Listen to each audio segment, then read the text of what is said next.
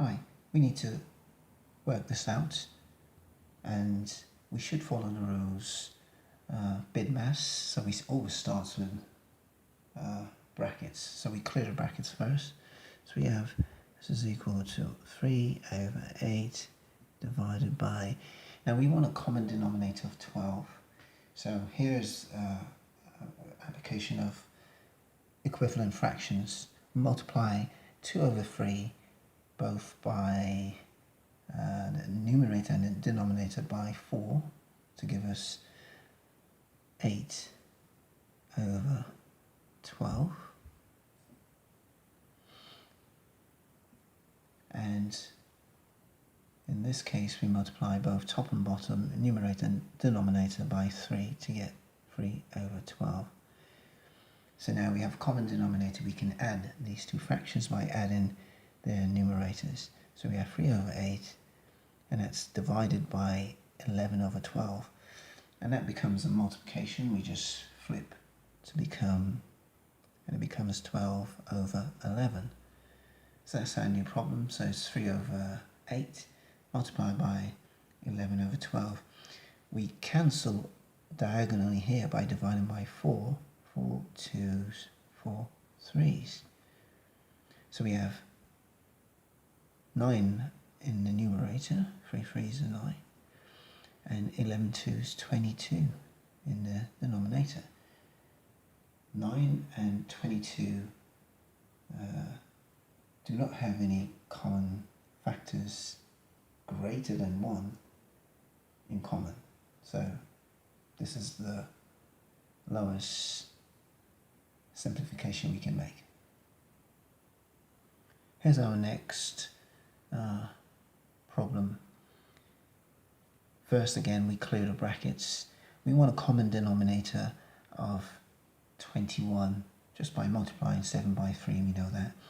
So if we multiply top and bottom of 4 over 7 by 3, we'll have a common denominator of 21. So that'd be 12 over 21 and 7 over 21.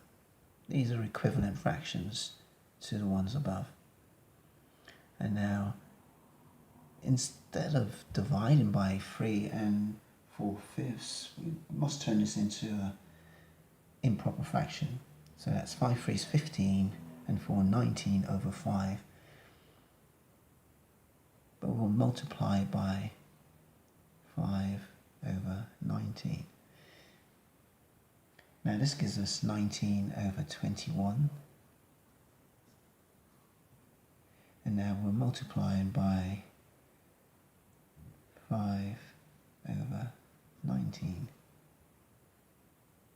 As you can see, we can cancel 19 with 19, and we're left with 5 over 21 as our final answer. Again, we're unable to simplify this any further because there are no common factors of 5 and 21 that are greater than 1. Here again, we clear the brackets first, so we have 5 over 9.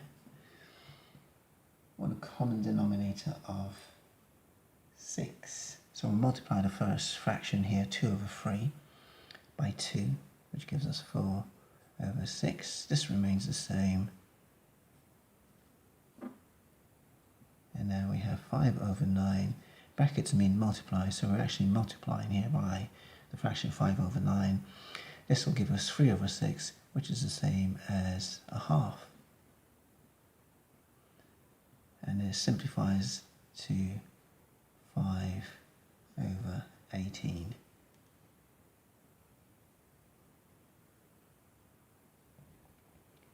We clear the brackets yet again. One common denominator of 22.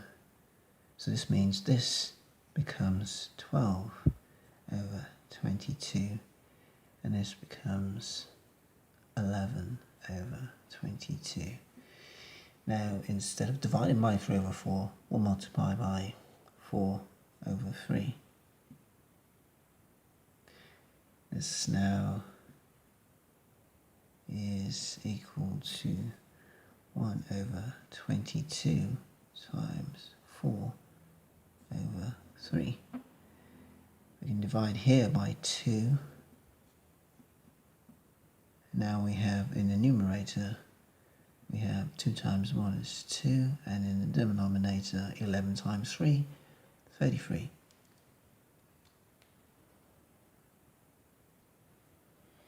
Here's a tricky question. What percentage of a quarter is 1/5? How do we get started? Well, one way of doing this is to use algebra, and also to interpret percentages as fractions. So we can, let's call the fraction that we'll use, we'll call it x, to represent the percentage or the fraction of a quarter. So we know that x of a quarter, of means multiply, x of a quarter is equal to 1/5. So now we've translated what we have here in English to something mathematical. So this is saying a quarter of x is equal to 1/5. And we can find what x is.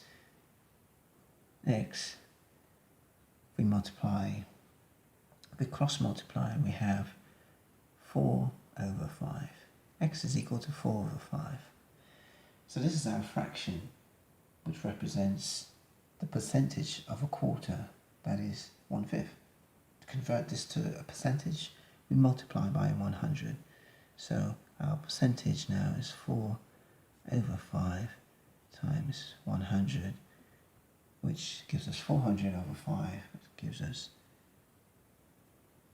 80%.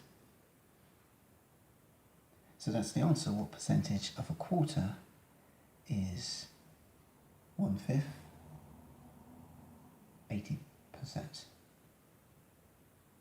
And that's it. Thanks for watching this video. My name is Alistair. If you have any questions or comments, please send them to me. Don't forget to like, follow, or subscribe for more videos like this. Bye for now.